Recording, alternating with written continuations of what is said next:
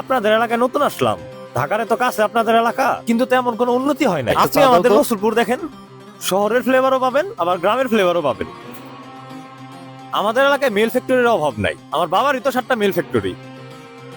Mail ফ্যাক্টরিও আছে, আবার acre acre জমিও আছে, সেইগুলো আবার চাষ করায় মানুষের দিয়ে। রসুলপুরে আমার বাবার বিল্ডিং আছে 3টা 10 তলা, ভাড়া ওঠায় 5-7 লাখ টাকা। আমাদের হলো জমিদারি বংশ, এখনো ভাই ডেকে রান্না হয়। ভাই আপনাকে তো চিনলাম না, এলাকায় নতুন নাকি, কোথাও বেড়াইতে আসছেন? না ভাই, বেড়াইতে আসি নাই, আসছি কিছু প্রজেক্ট নিয়ে আপনাদের এলাকায় কাজে আসছি। আপনার বাবার এত টাকা পয়সা, আপনি আসছেন আমাদের এলাকায় কাজ করতে? ভাই বাপ দাদার তো আমাদের অনেক আছে, কিন্তু আমরা দুই ভাই কোনোদিন বাপ দাদার টাকায় ফুটাঙ্গির করি নাই। আমার এক ভাই নিজের টাকায় গেছে আমেরিকা, আর আমি এসে আপনাদের এলাকায় নিজের চেষ্টায় প্রতিষ্ঠিত হইতে। এই ভাই, ভাইরে একটা বিস্কুট দেন তো। আরে না ভাই, ওইসবের দরকার নাই। আরে ভাই নেন তো, খান ভাই, আরে বিস্কুটটা ভাই ভালো আছে। আপনি যা করলেন খান ভাই। না। ভাই আপনি বিকালে ফ্রি থাকেন না? হ্যাঁ ভাই ফ্রি। ভাই আপনাদের এলাকায় তো আমি নতুন আসছি, কাউরে তেমন চিনিও না, আর সবার সাথে আমি মিশিও না। আপনারে ভাই আমার ভালো লাগছে, আপনার নাম্বারটা দেওয়া যাবে ভাই? হ্যাঁ ভাই, আপনার আমার ভালো লাগছে, নাম্বার দিতে সমস্যা কি, নেন নাম্বার নেন। ভাই এইখানে আপনি নাম্বারটা উঠাই দেন। আচ্ছা ভাই। ওই ভাই, ভাইয়েরা আমার বিল কত হয়েছে? দুইজনের 55 টাকা বিল হয়েছে। ভাই আমি দেই। আরে না ভাই, আমি দেই, আপনি অন্য দিন দিয়ে। আর আমি আচ্ছা। কিন্তু ভাই বিকালে ফোন দিব। আচ্ছা আচ্ছা, সমস্যা নাই, ফোন দিন। দিতে পারবি না মানে? টাকাটা তো দিতে হবে। আচ্ছা ঠিক আছে, তোর টাকা দিতে হবে না, তুই আর আমাকে ফোন টোন দিস না। এলাকার ছোট ভাই, যখন তখন টাকা চাইতো দিতাম, এখন তো আমি নিজেরটা নিজে করি, বুঝছেন? ও নিছে 10,000 টাকা ধার, এখন দিতে যাচ্ছে না। কি যে করি ভাই, 10,000 টাকা খুবই প্রয়োজন, সব টাকা আটকায় রয়েছে প্রজেক্টে, বিল পাবো হলো সামনের মাসে। এখন কি যে করি, 10,000 টাকা কই থেকে ম্যানেজ করবো? আরে ভাই 10,000 টাকারই তো ব্যাপার, আপনি আমার কাছ থেকে নিয়ে চলেন। আপনার কাছ থেকে নিয়ে চলবো, লজ্জার আরে ব্যাপার। ভাই নেন তো। আচ্ছা ভাই, আমি টাকা আপনার সামনের মাসে 1 তারিখে দিয়ে দিব। আরে দিয়েন, সমস্যা নাই। ভাই, ভাইয়ের একটা বিরিয়ানি দাও আচ্ছা তো। ভাই দিতেছি। ভাই গরুর মাংস নেবো। গরুর মাংস কত করে কেজি? 720 টাকা কেজি। ও 720, তাইলে ই করেন 2টা ব্যাগে 5 কেজি 5 কেজি করে মাংস দেন আমারে। আচ্ছা দিতেছি। ভাই 2 ব্যাগে নেবেন কেন মাংস? ভাই 1 ব্যাগ আমি নিবো, আরেক ব্যাগ আপনার জন্য।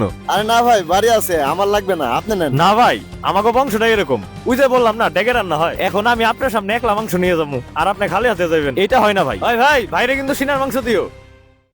কিরে এত জরুরি ফোন দিলি, কি হয়েছে? কিরে তুই নাকি কোন লোকের সাথে ঘুরোস? আমাকে সময় টময় দেস না, কাহিনী কি কত? কাহিনী আবার কি? ওই লোক নতুন আইছে আমাদের এলাকায়, মানুষ ভালো, তাই একটু সময় টময় দিই। যাই হোক, ঘুরোস ভালো কথা, কিন্তু অপরিচিত মানুষের সাথে লেনদেনে যাইস না। যুগ ভালো না, সহজে সবার বিশ্বাস করিস না। ওনার সাথে লেনদেনে কি যাবো? ওনারা হইলো জমিদারের বংশ, ওনাকে টাকার নাই অভাব, কোটি কোটি টাকা। আচ্ছা তুই যেটা ভালো মনে করস। আচ্ছা বন্ধু, আমার দোকান আছে, দোকানে যাওয়া লাগবো। হ্যাঁ আচ্ছা যা। ভাই ব্রিজটা দেখতেছেন না, এইটা আমার সাইড। কোন কি এই ব্রিজের সাইড না আমাদের এলাকার সিরাজুল নিছে? আরে আমার বলতে হচ্ছে আমি এনে দিছি ওনারে, বুঝছেন? ওনার এই সাইড থেকে মোটামুটি 20 লক্ষ টাকা লাভ হবে, আমি এনে দিছি। ভাই আপনি আমার এলাকায় আইসে আমার এলাকার কত মানুষের প্রফিট করাই দিতেছেন, কিন্তু আমি যে আপনার সাথে চলি, আমার তো কিছু করে দিলেন না। আপনি তো আমার এই ব্যাপারে কিছু বলেন নাই। আচ্ছা ঠিক আছে, আপনার কাছে ক্যাশ হবে, আমাকে ক্যাশ দেন, আমি আপনাকে প্রফিট বের করে দিচ্ছি। আমি তো ছোটখাটো একটা ব্যবসায়ী, আমার কাছে লাখ 2 টাকা হইব আর কি। ও 2 লাখ একটু কম হয়ে যায়। আচ্ছা আপনার জন্য সব সম্ভব, আপনি আমাকে 2 লাখ টাকা দেন, 1 মাসের মধ্যে আমি আপনাকে 2.5 লাখ বানাই দেবো। 2.5 লাখ? 2 লাখ যদি 2.5 লাখ হয় তাহলে 3 লাখ কত হইব? ভাই তাইলে যদি 3 লাখ দেই তাইলে কত দিবেন? ভাই 3 লাখ দিলে আপনার জন্য, ভাই 3 লাখ দিলে একবারে 4 লাখই সই করে নিয়ে যায়।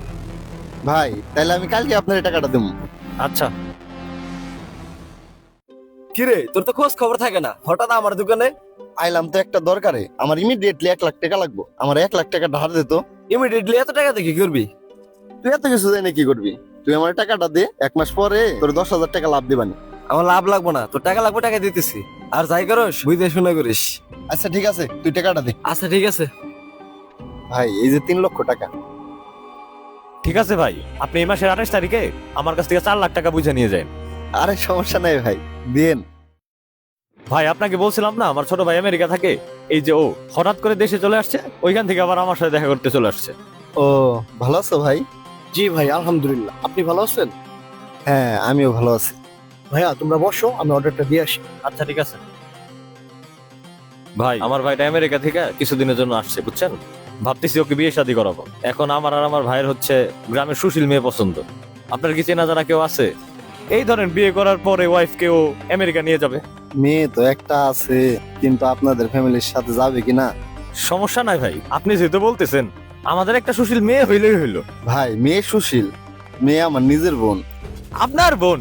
তাইলে তো কোনো কথাই নাই ভাই, এখন থেকে তাইলে আপনি আমার বিয়ে হয়ে গেলেন। আচ্ছা ভাই ঠিক আছে, আগে ছবিটা তো দেখবেন। এই যে ভাই আমার বোন। ভাই এটা তো মেয়ে না, এটা তো পরী। আমরা তো এরকম সুশীল মেয়ে খুঁজতেছি। দেখ তো মেয়েটা, তোর জন্য দেখছি। হ্যাঁ, সুন্দরী তো। এই যে ভাইয়ের বোন। ও আচ্ছা, পছন্দ হয় তাহলে কথাবার্তা আগাই। আমি তো তোমার কথা কখনো ফেলি নাই, তুমি যেটা ভালো মনে করো। আমার তো বেশ পছন্দ হয়েছে। কিন্তু ভাইয়া একটা তো সমস্যা, পাপা তো মনে হয় মানবে না। এরে তো একটা সমস্যা। আচ্ছা ভাই, আমিও বাসায় বলি, আপনি আপনার বাসায় কথা বলেন, তারপরে দেখি কি করা যায়।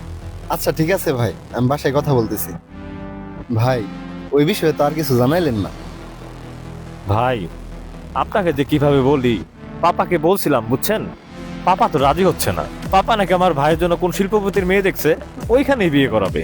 কি যে করি। ভাই ফ্যামিলি যদি রাজি না হয় তাহলে তো ঝামেলাই। আরে ভাই সমস্যা নাই, আমার ভাই তো আমেরিকার সিটিজেনশিপ প্রাপ্তই, আর মাসে কামায় 10-12 লাখ টাকা। বিয়ের পরে তো ওয়াইফ নিয়ে ওইখানেই চলে যাবে, আর বিয়ের 2-3 বছর পর বাচ্চা কাচ্চা হইলে ফ্যামিলি এমনি মাইনে নিবে।